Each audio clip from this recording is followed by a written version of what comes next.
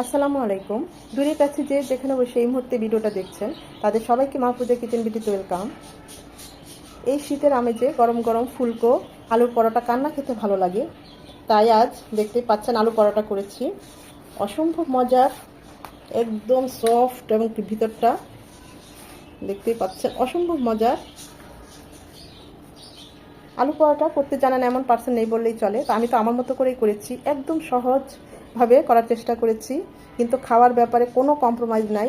আমরা রেস্টুরেন্টে যে ফ্রোজেন আলু পরোটাগুলো বা এমনিও আলু পরোটাগুলো খেয়ে থাকি, আমি বলবো তার চেয়েও বেশি টেস্টি হয়েছে আমাদের এই আলু পরোটাগুলো।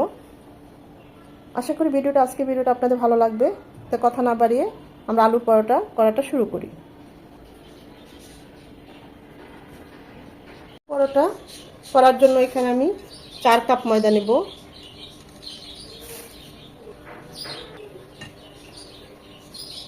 ময়দার পরিবর্তে আটাও নিতে পারেন, তবে ময়দা দিয়ে আলু পরোটাটা করলে বেশি টেস্টি হয়। দিয়ে দিচ্ছি 1 চামচ, আরও হাফ চামচ লবণ, 1 চা চামচ বেকিং পাউডার, 3 চা চামচ চিনি। এখানে আমি আখের চিনি ব্যবহার করছি, আপনারা যে কোনো চিনি ব্যবহার করতে পারেন, একটু মিষ্টি মিষ্টি হলে ভালো লাগে। আমি 4 কাপ ময়দার জন্য 3 চা চামচ চিনি, 1 চা চামচ বেকিং পাউডার আর 1.5 চা চামচ একটু বেশি লবণ ব্যবহার করেছি। 2 চা চামচ গাওয়া ঘি। এখানে চাইলে আপনারা ঘিয়ের পরিবর্তে সয়াবিন তেলটাও ব্যবহার করতে পারেন, ওই ঘি দিলে ফ্লেভারটা খুব ভালো আসে। সব কিছু এখন মিশিয়ে নেব।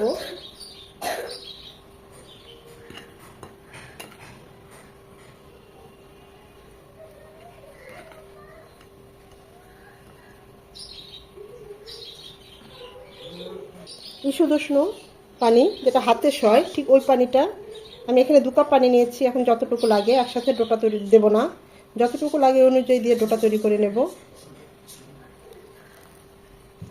একদম হালকা, বেশি গরম দেওয়া যাবে না, তাহলে কিন্তু ময়দাটা ডোটা একদম নরম হয়ে যাবে, পরোটাটা খেতে মচমচে হবে না।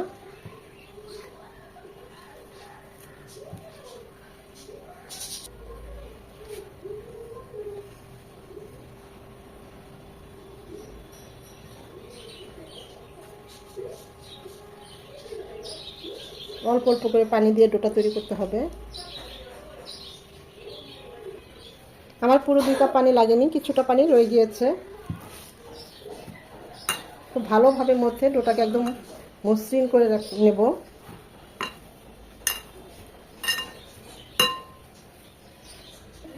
ডোটা এরকম হবে, এটাকে মিনিমাম 25 থেকে 30 মিনিট রেস্টে রাখবেন। যদি হাতের সময় নাও থাকে 15 থেকে 20 মিনিট অবশ্যই রাখবেন, এতে আমাদের রুটিটা বেলতে সহজ হবে।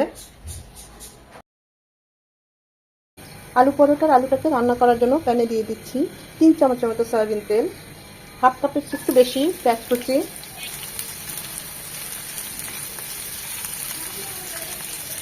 যখন পেঁয়াজটা এরকম ভাজা ভাজা ভেরেস্তার মতো হয়ে যাবে, তখন এই পর্যায়ে একটা সাইড করে রেখে দেবো। এটা পেঁয়াজ ভেরেস্তাটা এই আলু পরোটা দিলে অসম্ভব মজা হয়। হাফ চামচ আদা রসুনের পেস্ট এই তেলে একটু ভেজে নেব, যেন আদার ভাজানো গন্ধটা চলে যায়।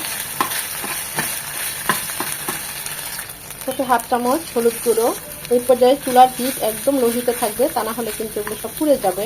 যখনই দেখবেন হলুদের কাঁচা গন্ধটা আর আদা রসুনের গন্ধটা চলে গিয়েছে, এভাবে 1 থেকে 1.5 মিনিট ভাজতে ভাজতে তখন দিয়ে দিব আলু।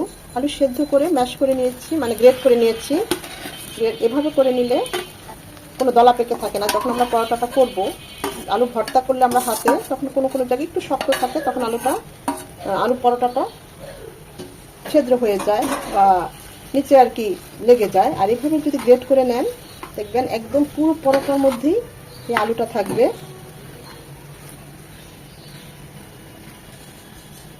দিয়ে দিচ্ছি কাঁচা পাকা মরিচ। ঝালটা যে যেমন পছন্দ করেন, ঝাল আর লবণ বলছি না, স্বাদ অনুযায়ী দিয়ে দিবেন। 1 চামচ ভাজা জিরে গুঁড়ো, 1 চামচ গরম মশলা গুঁড়ো, হাফ চামচ চিলি ফ্লেক্স, স্বাদ মতো লবণ। এখনই সব কিছু আলতো হাতে মিশিয়ে কুক করে নেব, মানে একটু ভাজা ভাজা করে নেব, মশলাগুলো যেন কুক হয়ে যায়।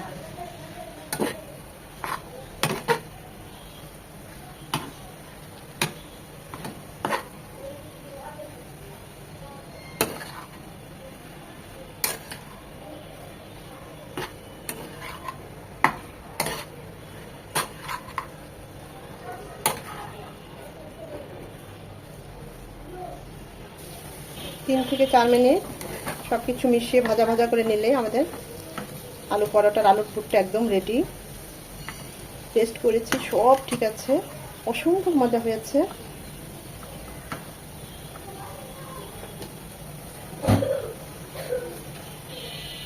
সব শেষে দিয়ে দেব নিজের গাছে পুদিনা পাতা।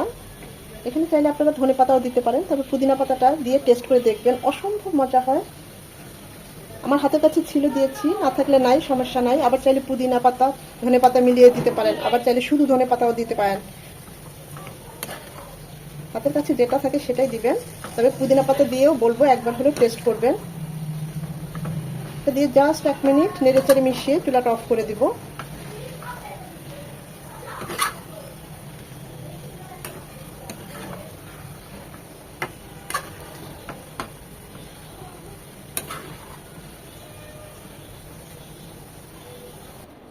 আলুর পুরটা ঠান্ডা হবে। 30 মিনিট পর ডোটাকে আরেকটু মথে নিতে হবে, জাস্ট অল্প।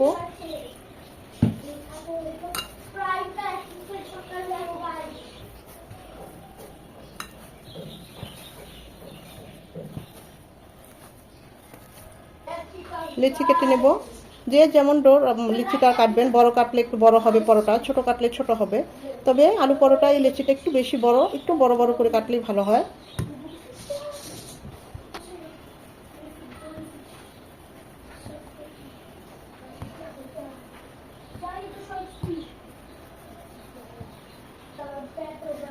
দশ মিনিট রেস্টে রাখবো।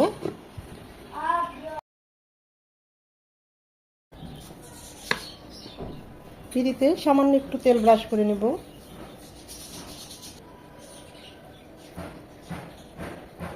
হাতে একটু তেল মাখিয়ে নিয়েছি।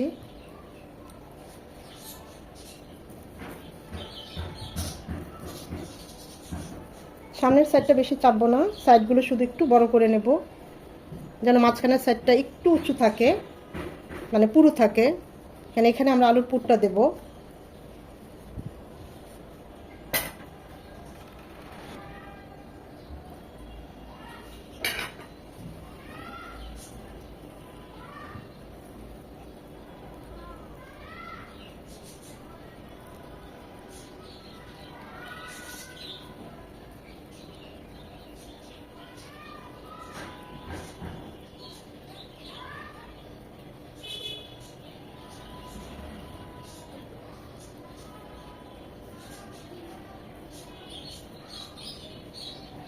এভাবে মুখটা সিল করে দিলে আর পুরটা বের হওয়ার সম্ভাবনা থাকে না।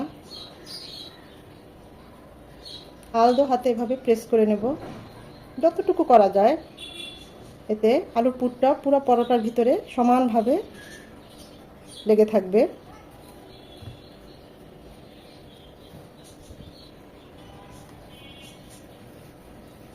আলতোভাবে বেলে নেব, খুব বেশি চাপাচাপির দরকার নেই, জাস্ট আলতো আলতোভাবে এভাবে করে করে বেলে নেব।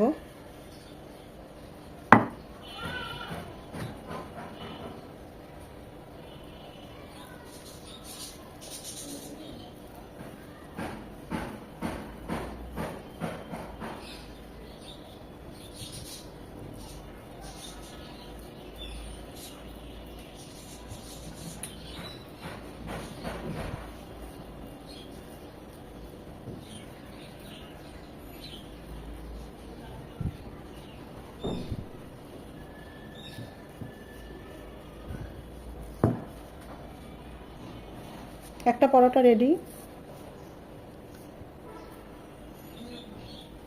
এভাবে বাকি পরোটাগুলো বানিয়ে নেব।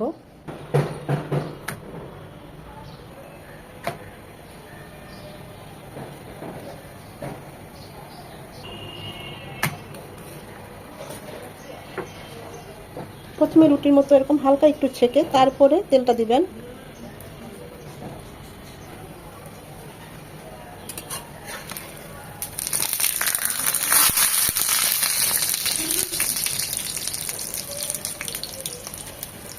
চুলার হিট বাড়িয়ে দিবেন না, তাহলে কালার চলে আসবে, ভিতরটা সুন্দর হবে না।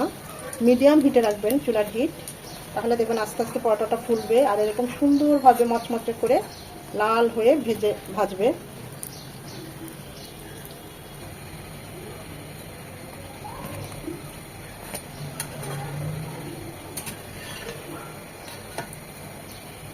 তেলটা ছড়িয়ে উঠিয়ে নিচ্ছি।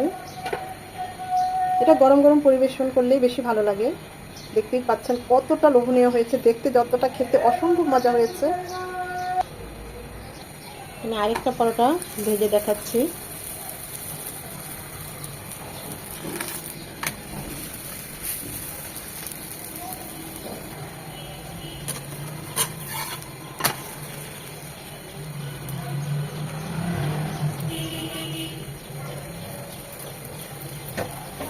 চাইলে সামান্য একটু ঘিও ছড়িয়ে দিতে পারেন, ফ্লেভার খুব ভালো আসে।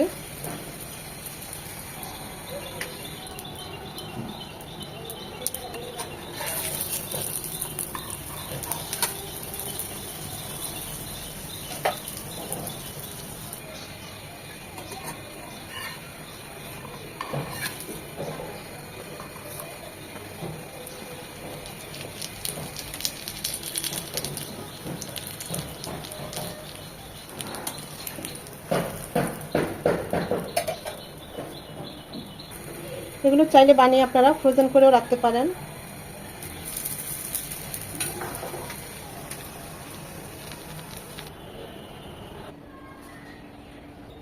তৈরি হয়ে গেল গরম গরম মচমচে আলুর পরোটা, অসম্ভব মজার। যারা এখনও ট্রাই করেন নাই, আমি বলবো এই রেসিপিতে একবার হলেও ট্রাই করবেন, মুখে লেগে থাকবে এটুকু বলতে পারি। আর এই শীতে গরম গরম আলু পরোটা হলে তো আর কোনো কথাই নেই। প্রতিটা পরোটা খুবই সুন্দর হয়েছে, দেখতেই পাচ্ছেন অনেক গরম, ধরতে পারছি না। প্রতিটা পরোটা ফুলকো হয়েছে। আশা করি ভিডিওটা ভালো লেগেছে। যদি ভালো লেগে থাকে লাইক কমেন্ট শেয়ার করে দিবেন। আর আমার রেসিপিটা ভালো লাগলে এভাবে ট্রাই করবেন। আর যদি বাসায় ট্রাই করেন অবশ্যই লিখে জানাবেন। আমার চ্যানেলটি সাবস্ক্রাইব করে অবশ্যই আমার পাশে থাকবেন, যেন সবসময় এরকম নতুন নতুন এবং খুবই সহজ রেসিপি নিয়ে আপনাদের সামনে হাজির হতে পারি।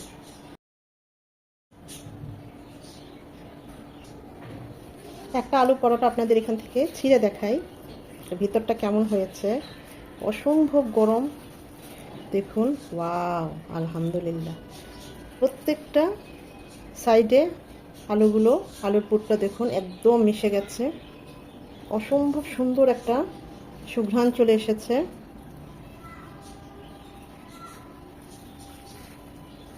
সফট, টেস্টের কথা কি বলবো, দেখুন।